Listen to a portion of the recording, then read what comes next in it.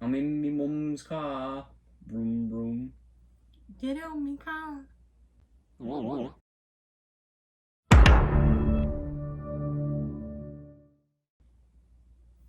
Now that we have that No! But now that I have the stupid intro out of the way, so Baby Driver, really good fucking film.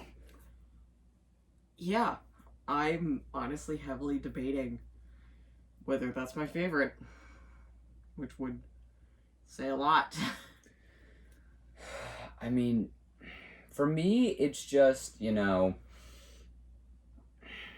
think I said this a few minutes ago, but my favorite thing about the movie is the soundtrack.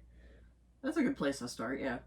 Everything about the soundtrack just works. From, the opening with bell bottoms just soaring into one of the most fantastic car chase sequences I've ever seen, to the calming but sad undertones of Easy by the Commodores, and finishing off the actiony part of the movie with Brighton Rock from Queen.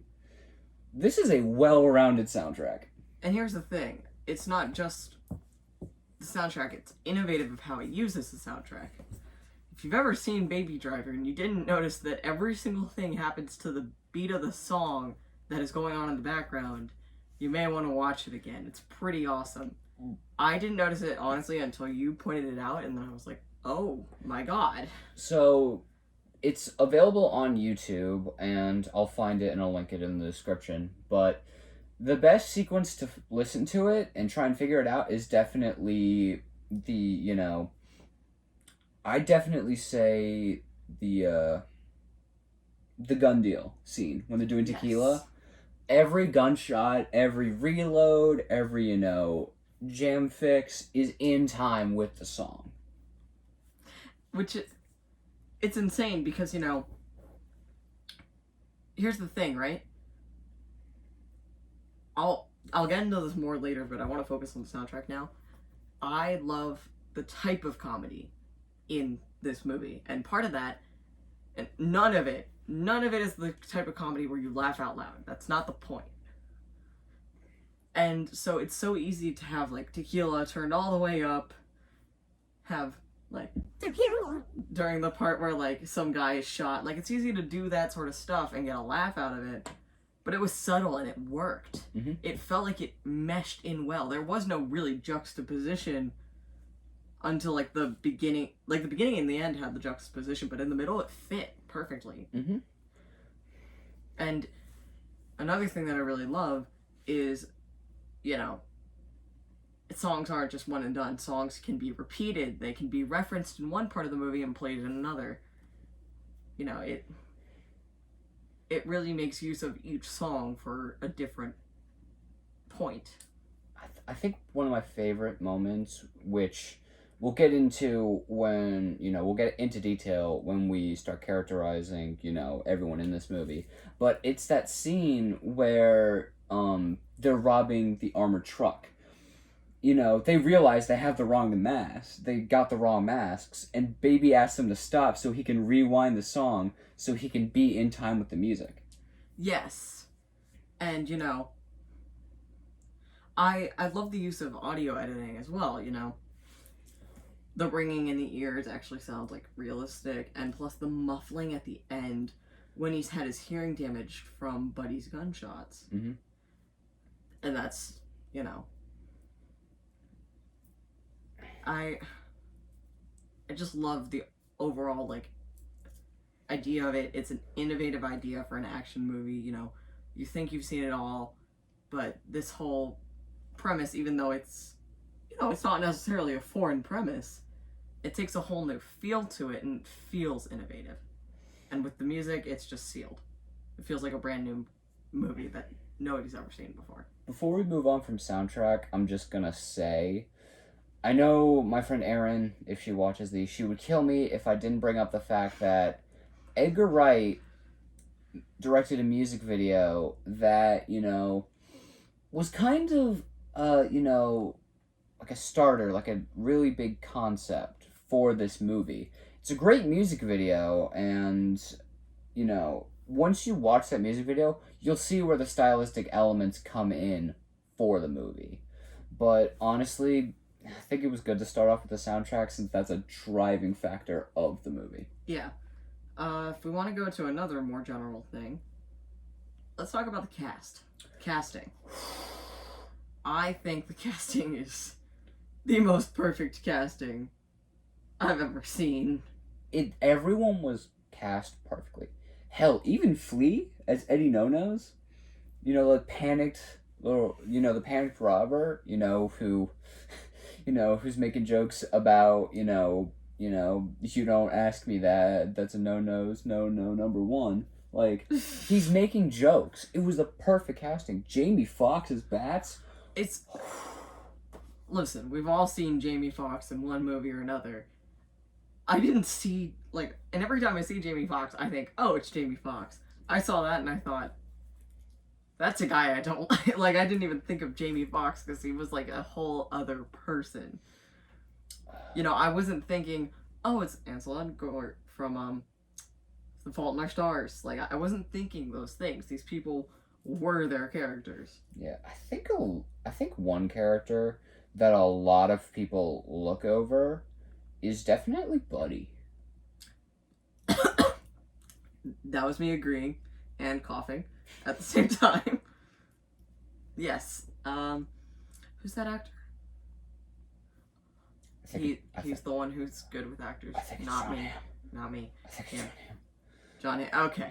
Let's just say it's John Hamm because I'm pretty sure John Bernthal is the one that. Let's call him Buddy's actor. But I think that's the number one problem with a lot of star-studded casts. You like to think of them as this person from this instead of who they are, and it ruins the immersion a little bit.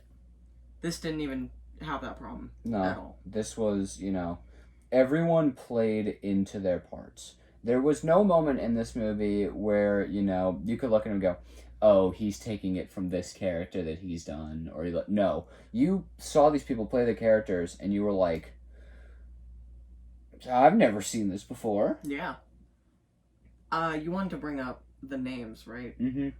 So, the names in this movie are very, very important for a reason that they relate to the kind of archetypes of these characters. Not the names, the nicknames, the aliases. Yeah, you figure out a lot of the people's real names later on. Leon, Monica, nobody. Yeah, no one gives a shit about that part. But, except Miles being a cool name for a driver. That is true. Cool. That's cool. But, for example, let's take Baby. He's named Baby because if you look at his interactions with different people, he's still childlike. When he first starts talking to Deborah, he's shy. He's panicked. Yeah. And, what's the first thing he does when she tells him about this song that she was singing? He immediately goes out and buys the record and listens to it. Yeah. I also think, a lot of movies try to do this, where they try to, pre-characterize someone by some aspect of them. Their name, their clothing, whatever they are. And a lot of times it tends to go overboard, and it's now you're just trying. Well, of course they're trying. You know what I'm saying? Yeah. Eventually it becomes too much effort to get you to believe that this person is this. This is a subtle nod to, people's reputations. Baby, from the beginning to the end, especially the end, you think of him as just, he's not some adult who's, making all these decisions. He's an innocent kid who got into the wrong place in the wrong time. People who are in the wrong place at the wrong time and end up, getting into bad shit, they are characterized as immature, child, babies. Yeah. And another one, Bats. Yeah. So, for people who didn't pick up on Bats's, name and his archetype, it's kind of obvious once you really, understand how they named it. He's called Bats because it's bat shit. You know, Yeah. you understand that from one of your first interactions with him. I think you really see how insane he is when he says it. Going back to that gun deal scene where it's like, Have we met? It's like, you're still alive, aren't you? Yeah. Well, I guess we haven't met then. Like, Yeah. that's how you. Awesome interaction, by the Oh, way. amazing delivery too. But like, you see how insane this fucking dude is. Yeah. And I feel like also, just trying to think how to phrase this. Okay, so Bats, just staying on Bats for a second as a character. Trying to find the wording. Okay, so basically, he shows from the beginning, kind of, and it gets from more subtle to more obvious, that it's just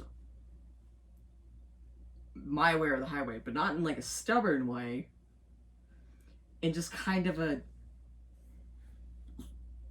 honestly, in a psychotic way. Mm-hmm. Like, no shit for anyone else's opinion kind of way. I definitely think we find that part of him out. I think the first time we see it is when he's asking Baby why he has the music in, and he's trying to say, like, hey, I listen to music too, but not before a job. And he's like trying to convince Baby not to listen to music, and everyone else is like, it's fine. Yeah. And I think the scene that, really stands out for me like that is, when they're leaving the gun deal. When, they're trying to pass the diner and, Baby finally says no to someone and Bats loses his fucking temper. Yeah. Pulls the gun and says, stop the fucking car. Like, you see how childlike Baby is in the fact that he is, powerless to fight against this dude. And he doesn't even try to. He's just like, I'm going to pull in. We're going to fucking, I'm not going to fight against this. And you see how insane Bats is, but also how much he is willing to sacrifice other people in order to, further his own, habits. Yeah. And so, okay, back to each character's, like, alias. Doc's pretty obvious, he's the mastermind of it all. He's the brains. I don't think there's much to be said there. I actually thought of it as a different way. Really? He's very methodical. You stick to the procedure, note for note, so you don't fuck anything up, He plans everything out ahead. He has contacts. He knows what he has to do. He cleans everything up. He is the person that is in charge, and he's very, very methodical. I see that. I mean, I noted the methodical part, but I didn't really think of it as anything special. I figure if you're in this business, you've got to be able to... You've got to be able to have plans like that and, think everything ahead. I kind of thought of that as just a part of not having plot holes. That makes sense. I just saw it as his character, Hell, I think the scene where it really stands out is, he pays for the dinner for Baby and Deborah. Because he's like, because he, goes up to he goes up to Baby when they're outside and he goes, one more job and I said we're straight, not that we were done. And if you go back and you watch that scene, he does say that they're straight and they're not done, which means that, Baby really never stopped working for him. He had this planned out. Buddy! But, yeah, no, that's definitely fair. I think the scene where you really find out how methodical he is, the scene after the cops where he says, every time I deal with someone, they call me, they say bananas, they hang up. And he said, I didn't receive a call. I love his delivery. It's like, I did not hear the word bananas tonight. Like, that ice cold delivery for that line. It's just, you can tell that he has just been desensitized to everything that he does. I think part of it is, like, it's hard to show someone as being so intimidating that they could be the boss of all these people who are, like, especially Bats, Mm-hmm. Like, But I think the thing that really sells it is, there's one thing that's more intimidating than a nut job with a temper, and that's a nut job without a temper. That's someone who is calm through their anger. That is someone who doesn't have emotions. Yeah, I think that was another thing that stood out to me about like Doc's character, like especially why they named him. You know how doctors, kind of desensitized to, like cutting people open, seeing all the blood and gore and that kind of stuff. Doc is desensitized to violence. Remember? My dad's in surgery. I know that well. Yeah. So, so that scene where, they're coming out after the armed truck heist, and, Doc opens the trunk and JD's lying there dead with a bunch of bullet holes, and he just shuts the trunk like nothing's there. He's so desensitized to what he has to do in order to keep everything safe. He doesn't just shut the trunk. He didn't go over there to view JD's dead body. He went over there to open the trunk, get the shirt that was hanging out, and just put it back in, and then close the trunk. Mm-hmm. He didn't. That is heartless. Mm-hmm. He's desensitized. But I love how they add a little more depth to his care. I'll repeat that.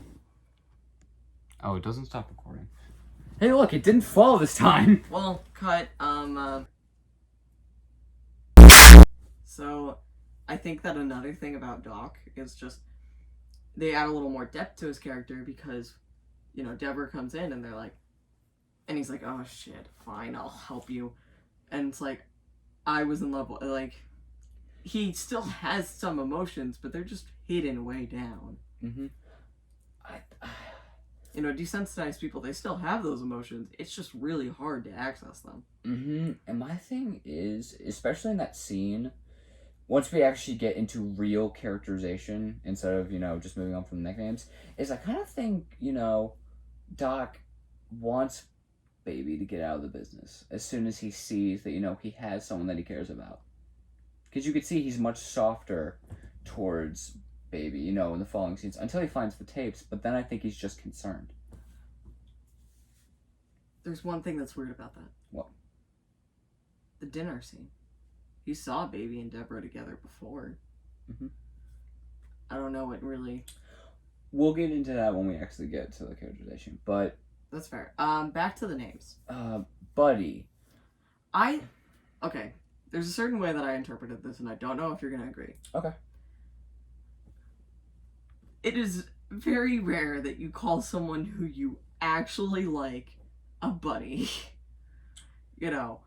It's something you call someone as a vague term for a friend, but you don't actually call friends that. And I like that because at the beginning, Buddy's kind of an ally. He's soft towards Baby, but he turned on him really quickly. That was my thing. Buddy, that's completely what I thought. Buddy is introduced as, this huge friend to Baby. He's introduced like, one of the first things you hear, after the job is, next time Doc calls you, don't pick up. Like, he's telling Baby, hey, don't do this anymore. But, his character changes as soon as Darling dies. And he hunts Baby with a relentless fury. Yeah. And so, since we agree on that, to Darling's name, I think that's just kind of, it points her out not as really like a source for anger because of what Buddy's doing. It just kind of paints her as more of a martyr. I will take that, but my thing was, I think they named her Darling because, she has all these, flashy clothes, and, she has this pompous personality, and she always tries to flex her wealth. And, that scene where she says, like, that's the finest wine and dine in all the wines and dines in town. And, as soon as her real story comes up, you realize, oh, it's all a facade. She used to be a broke lap dancer, but now she's putting on a persona to make it seem like she was never that. I guess. I think that just depends on your definition of the word darling. I think of like, what's the term for like someone who all of America loves, who's like sweet and usually girl, like America's sweetheart. America's sweetheart. That's what I kind of think of, is that sort of image. Someone who's just like sweet. I call people darling a lot. as an adjective, you know? So I think of it in that way. I understand that, and it's kind of, I do base it off that definition because I said it's a facade. You know, everything about her is fake. So it's more of a shallow Yeah. definition of the word darling. Yeah. Like, more appearance-wise. Yeah, it's all appearance to her, like her image. You know, when she gets shot, you know, she like looks at it and doesn't care because she wants to keep shooting. She wants to keep her appearance up that she's a badass. Yeah. You know, it's all a facade. Yeah. It's one thing I like about this movie. People get shot, and then that's not always what kills them. Yeah, no, like, oh man. I think actually now we've discussed all. Deborah really just doesn't have. Deborah's Deborah. She's the normal one. She doesn't need an alias. Yeah, you know, she's the one who brings baby out of this life of crime. Yeah, she is the picture of, you know, everyday 9 to 5 job. Like, Debbie is the typical, like, diner waitress name. Yeah, so I think now would be a good time to actually move on to characterization. Yes. So, Baby. I love how Baby matures as a character throughout this entire film. At the beginning, you know, he's this young at heart soul who's just trying to get his way out of crime, but at the end, he's this matured, you know, adult who has to make huge decisions in order to, you know, save the person that he loves. And, you know, well, persons, you know, he goes and puts Joe in a foster home. Not a foster home, like a care home, and then, you know, he immediately goes to get Debbie because he cares about them. And, you know, he's willing to give up everything. You know, he throws the keys in the river. He doesn't want her involved. You know, he'll say that, you know, he took her hostage. He's never gonna, you know, get them to indict her. Yeah. I honestly think that this is honestly, to me, a whole thing about accountability. You know, I think the driving is kind of a symbol for getting away, running away. You know, he's a driver. He's not the person doing the crime, really. He's just kind of driving. Yeah. Getting them away from it. And getting away from it himself. Yeah, and when he finally stops driving, he's caught. Yeah.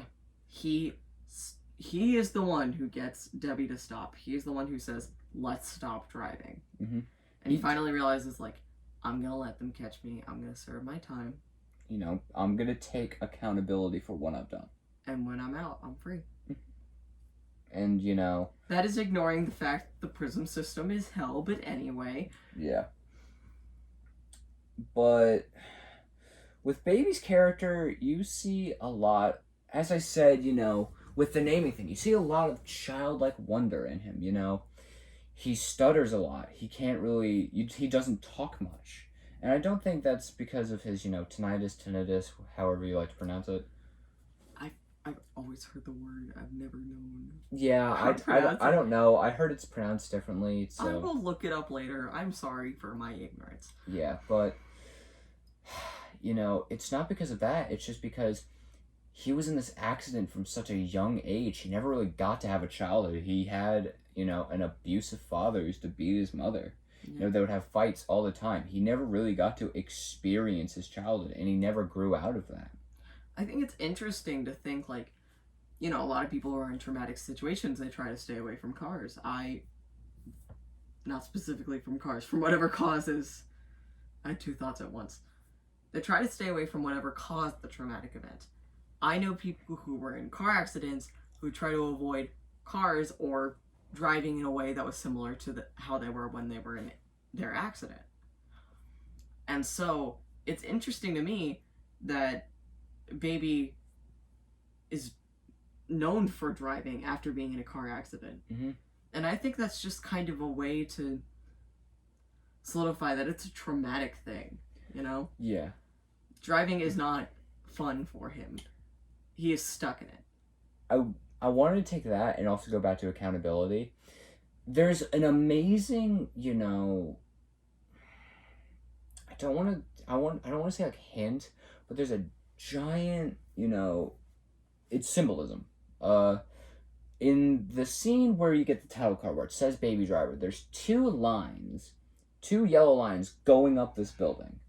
And for me, what that represents is there's a long road ahead of Baby.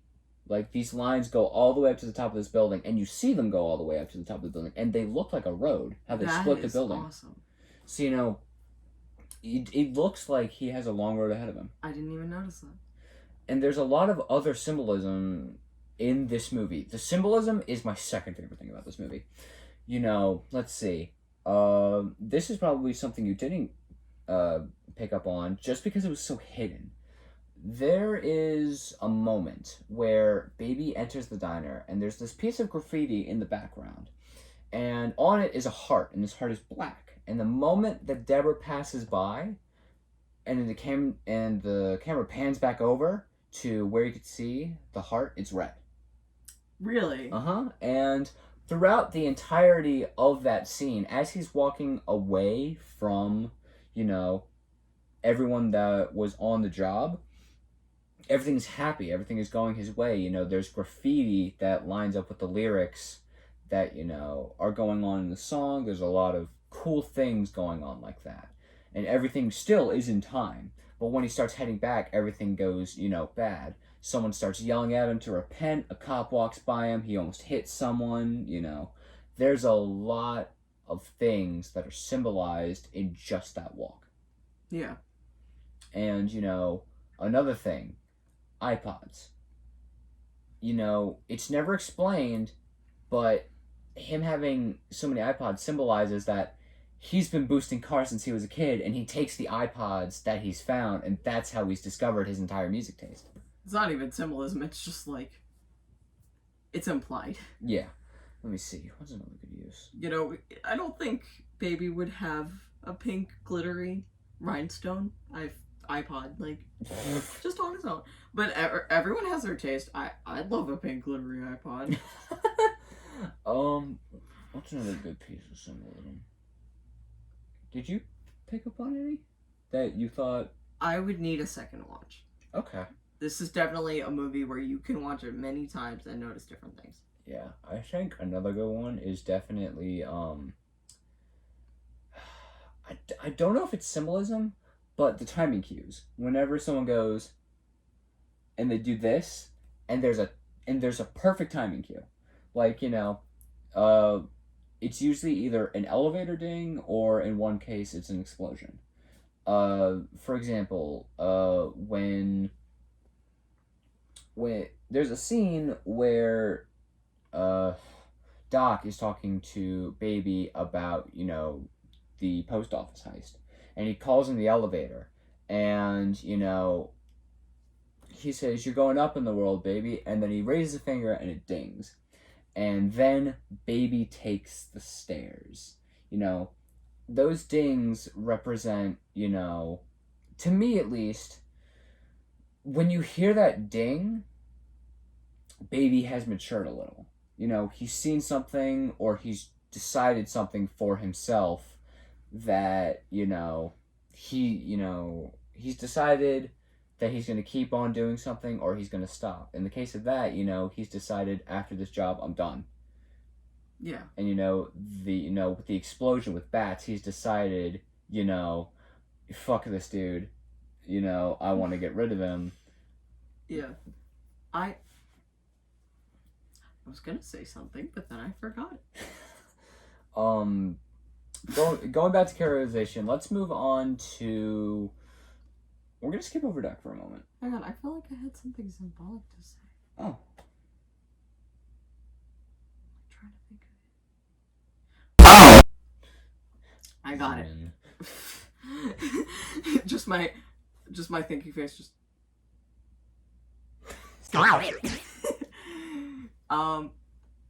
Basically, I love how,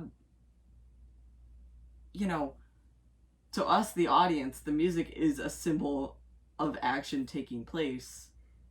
You know, the music is needed for action to us in this movie. And I love how that sort of symbolizes how that's sort of how Baby sees it too. You know, he needs music. Before driving off, with this stolen car while the police are chasing after him. He has to find the right song. Mm-hmm. And it's like, he feels like music is necessary to the action. That is a really good point, especially in that scene. Going back to a previous point that I had said when we were talking about, how the soundtrack works. When they get out of the car, he has to rewind it so that every action they do is in sync with the music, and you don't see it, you don't hear it, but he times everything perfectly to the music, and without that, he's lost. The music is his guide. When he hears the music, everything is on time, and he knows where to go. That music is off. If he doesn't hear that music, that's it. He's off whenever he's like hearing silence. And that's why I think the chase scene works so well. That on foot chase scene, he's panicking. He doesn't know what to do. He just killed bats. That's it. He's rogue now, and he's like. Mm-hmm. And music comes back later, but in that scene, it isn't him, growing beyond his music. We hear the music because there's action going on. He doesn't hear anything, and he's panicking. I love how you never see him lose his like smarts as to like his driving moves, but you do see him become a little sloppier. Mm-hmm. He's running into people. He's making mistakes, and it's just because he's not in that same mindset of put on the music, get the job done. Yeah. He's got other motives now. Let's see. I want to skip over. I want to skip over Doc for a moment and just go straight to Buddy. I think we've already discussed Doc a good amount. Buddy. He's tastefully like a little one-dimensional for me. Mm-hmm. He's rightfully so. He's flat, but in a good way. You never find too much out about him where it's like, shit, I have to care about him now. But you also don't have to go and go, who the fuck is this guy? Yeah. He cares about one thing. It's taken away from him. He seeks revenge. Perfect. No harm done. That's a viable villain. There's more than one villain in this film, and that works for, the ending one. Yeah. Darling, I wish I could say there's more to her characterization. She is a symbol. She is what gets Buddy going. Mm-hmm. There isn't much more to her. She has a few funny lines, but like we said, she cares a lot about appearances, and she has a background that kind of explains why. Again, tastefully one-dimensional. I feel like nobody's like one-dimensional in a bad way. I think a good one-dimensional character that a lot of people look over is definitely Joe. Joe is this, foster parent for Baby, but Baby's taking care of him. And Joe still cares about Baby, but you never really learn enough about Joe to really feel for him. But, that scene where Baby comes back and, you see him on the ground, sprawled out in a heap of a bunch of mess, you're like, oh my god, this poor dude. I feel like scratch that. I don't think that these characters are one-dimensional. I think the only character that's one-dimensional is Darling. I think the other characters, they're not one-dimensional. They're just static characters. They don't mature, And in Joe's case, he doesn't need to mature. He's kind of the sage of this movie. Mm-hmm. I like to talk about my archetypes. He's he's the guy who's telling Baby, you don't need to be in this life. And even at the end, he's like, he didn't deserve what happened to him. Yeah. He made a mistake and he paid for it. And I love the signing to the helicopters, like, good luck. Like, he trusts Baby. Yeah. He doesn't like this life for Baby, but he trusts Baby enough to let it slide. I'm gonna go to Doc for 1 second. Because Okay. I feel like he's a father figure to Baby. But not in the, usual aspect. He has been the one thing that Baby knows besides Joe for most of his life. And you can see that father figure really come out when, Debbie comes into frame in that scene, and you see his face change, and he's like, fuck. Like, you know he cares about him. He doesn't just change. He like, I love that he seems actually resentful that he feels like a need to help baby now. Yeah, and I think my favorite piece of characterization is when he threatens Debbie. And the only reason I say that is because I think we both know he never would have. He cares about baby, you know? He has been the reason that most of his jobs have been successful. And if he takes away, something that, If he takes away something baby loves, baby's out. yeah, no, and he realized that. But I also think that he looks at baby and goes, this kid is young. He can get out of this business. And he finally found something that he can be happy with. But I think he didn't trust in that at first. Mm-hmm. And so he was like, I need this kid. Yeah, no, and that's why, instead of going after baby, he was like, she's pretty, let's keep it that way. He threatened the person that he started caring about instead of him because he knew that it would keep baby in the game. Yeah. And that's the only reason he threatened her. He would never do anything. We've seen he's heartless, but I don't think he would be heartless to that level. Let's go with like 75% heartless. Yeah, no, because he even says, I was in love once. And that characterization right there, that line shows he isn't fully emotionless, but he's gone through pain. Someone left him. I think one of my favorite things is that this shows that people have a life before crime. Mm-hmm. It characterizes everyone except Bats because his life is crime. Mm-hmm. And let's go to Bats, because Bats is an amazing fucking character to talk about. The psychology of Bats is fucking amazing, because this is a man unhinged. This is a man that does not give a fuck about human life. If you are in his way, he is going to shoot you, have no qualms about it, stand over your corpse and shoot you again. That is his character. He doesn't care. If he's going to get rich, he's going to do it no matter what it fucking takes. I think it's interesting that, honestly, this sort of shows what happens when a good guy is teamed up with a villain. It's not like these two are pitted against each other like, No. usual stories would have it. They are trying to do the same thing, and it's so hard for baby because he can't compromise the mission at first. He can't bring himself to do that. But then then Bats goes too far. Yeah, and it's that moment where he shoots that guard twice. That baby goes, all right, fuck this dude, and he drives straight into those fucking rebar poles, and Bats gets what he fucking deserves. Yeah. Bats is also, I would say, he's the villain, but he's also that final spark that baby needs to get the fuck out of that business. Yeah. He's the spark that ignites the powder keg. I feel like, baby could turn a blind eye so long as he didn't reach rock bottom and seeing, the scream of a woman that he met the day before who was so nice. That was rock bottom for him. That was, I'm causing harm to people. And he finally went, nope, fuck this. And Bats got what he fucking deserved. Comeuppance. Comeuppance. There you go. But, now to get on to one of the most overlooked characters in this film. Debbie. Debbie is this beacon of light for baby. But I don't think she realizes that until the end. The moment you realize that, she realizes that, he's not a chauffeur, but he drives. I think she really realizes that, she is the one good thing in his life.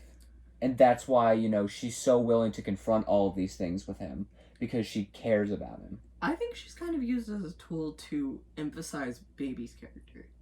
Because, most people after getting stood up, in the same night, she was ignored, then stood up. And he comes to her the next day, and she still trusts him. That says a lot about baby. It speaks to baby's character, but also her. Because, she just met this dude, He took her out on a date. Yeah. And normally I would say she's stupid, and this is, But you see how frantic she is with all of this. She is now pulled into it too. She kind of has to trust baby. She does. But she doesn't have too much trouble with it. Yeah, no, because I think one of the perfect scenes to describe why she does is the moment. God, I love the soundtrack to this moment. It's the Barry White scene where Barry White's playing in the background. God, that scene is so perfect. And she sees Baby walk in, ready to take her away. And, you know, I love the scene where I love that part where she's like, your buddy's here. And you look over and you see him. That's when I realized the name thing with Buddy. Yeah. That's when I realized it was like, your buddy's here. It's like, Oh. Yeah. But that scene, when he walks in, she gives him the look that, you know, they're in trouble, but she isn't going to run away. Yeah. And, you know, what she really realizes is that moment where Buddy looks at Baby and he's like, she's pretty, baby. Do you love her? And Baby looks at him and says, yes, I do. And it's very subtle if you're not looking at her, but her head turns. Yeah. And I saw it. Yeah. And there's a lot of things that happen in the background of this movie that you don't really, you know, see. You know, Baby changing sunglasses after John Bernthal smacks the first, you know, takes the first pair off of him. That part. You know, Baby taking out the napkin and writing the note while they're talking about, you know, getting, you know, they're talking about, you know, Buddy and Darling's backstories. I was wondering when he had the time to write that note. Yeah, no, if you look in the background, you see him pick up the crayon and, you know, start writing. And it really speaks to her character and his character, how much they're able to trust each other after only knowing each other for, you know, a finite amount of time. Yeah. It's like, if they didn't have to trust each other, I would think it's stupid, but they do, and it pulls it off. I also want to talk about the humor. That's the main thing. That is my favorite part about this movie, because, of course, this isn't like really categorized as a comedy, but there are comedic elements to it, like any good movie should really have, unless it's a horror movie. But I mean, even then, you know, even then, it's great to have those. Like Cabin in the Woods. That we keep bringing up Cabin in the Woods because it's a good fucking movie. It's great. But there are moments where you should have comedy, and there are moments where you're not. And this movie pulls it off perfectly. Yeah, and I feel like the main reason why I loved it, and I kept track from the first time I saw a comedic moment, there are no instances of cringe humor.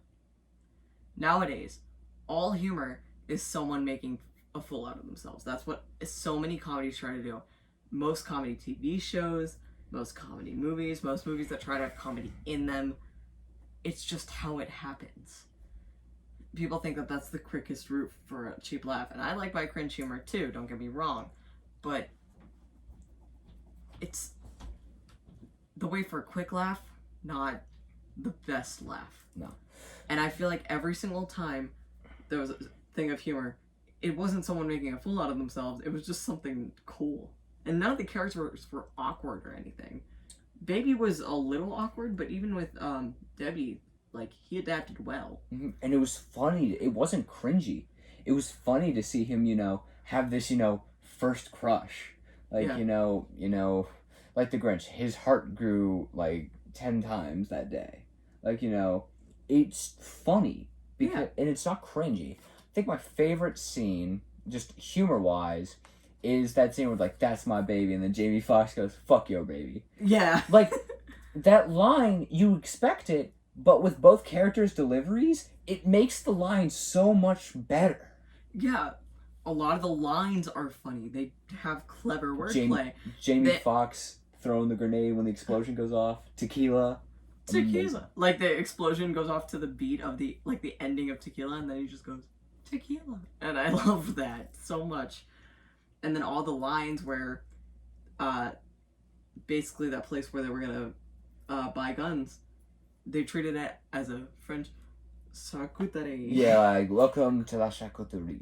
Like, and it's, like, that is hilarious, because they are really, like, it's this whole conceit where every single gun is a, like, cut of pork, and it's so funny. And it's humor like that that makes it so refreshing. Honestly, I love this movie. It's I absolutely so fucking good. My first instinct is 10 out of 10. You know, that's my first, like that is my emotional rating. Is I love this movie. I would so watch it again. I would give this movie 10 out of 10 iPods. Fair. I would give. I would give this movie 10 out of 10 cube JDs. Nice, nice. That's a really good fucking joke for people who've seen the movie. But objective rating, this movie does comedy, this movie does action, this movie does suspense, this movie does music, characterization, symbolism, background detail.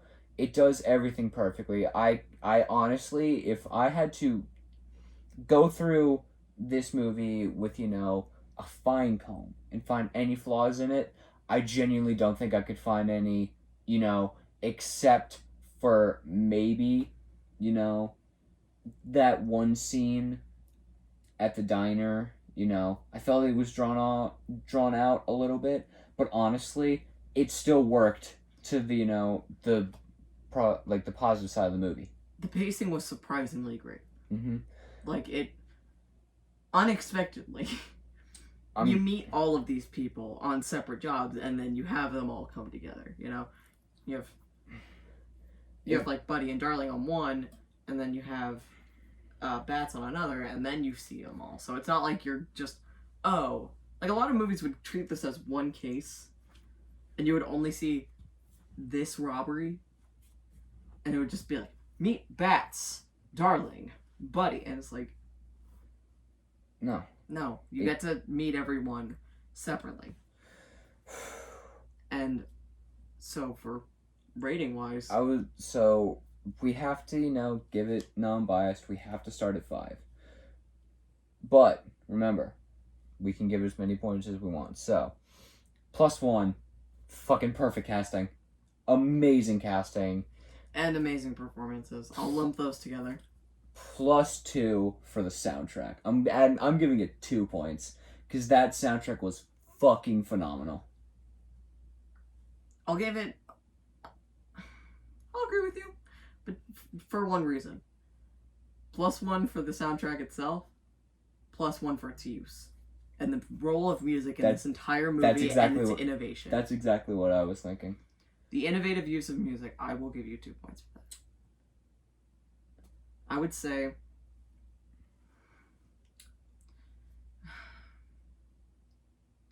man, I'm trying to phrase my thoughts into words, but my thoughts are just saying like more points. Like this movie deserves more. Oh no, trust me, I'm gonna keep going. I'm gonna give another 2 points to the symbolism, the detail, and the character growth that you see throughout this movie, and it's not at all forced. You either notice it or you don't. This movie is a perfectly well-timed, well-planned story.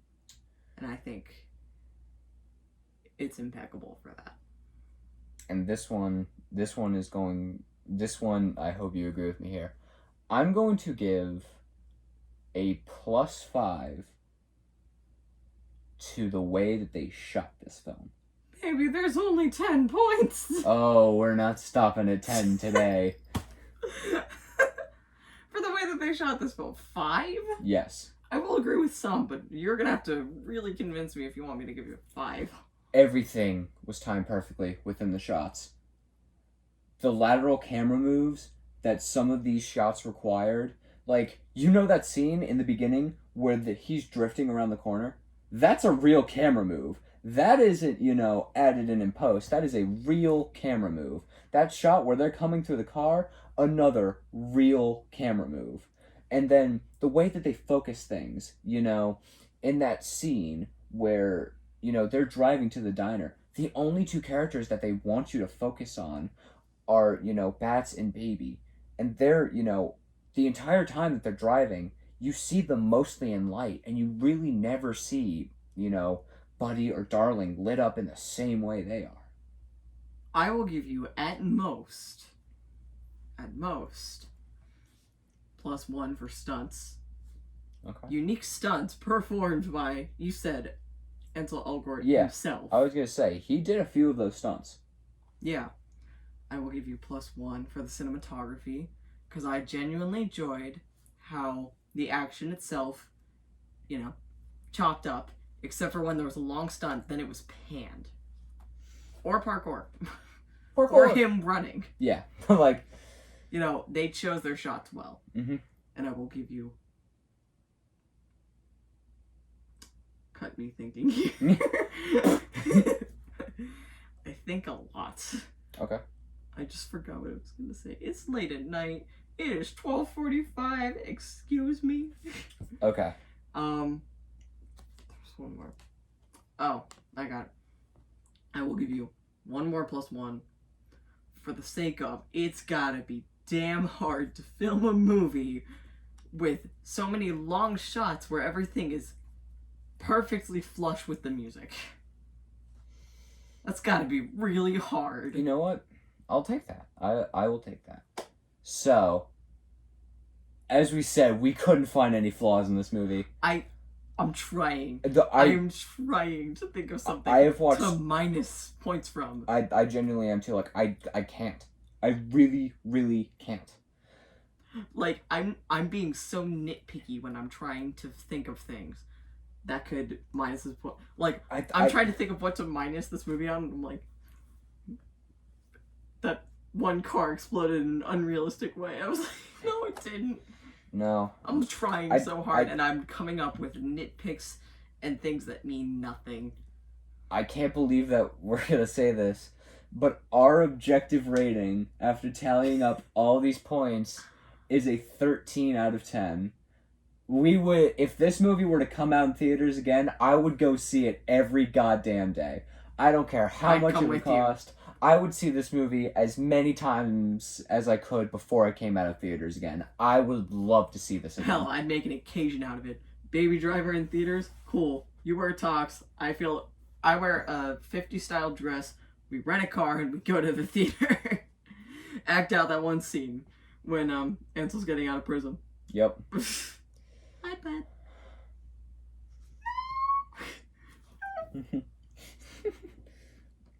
Alright, well, this has been the Red Carpet Rejects.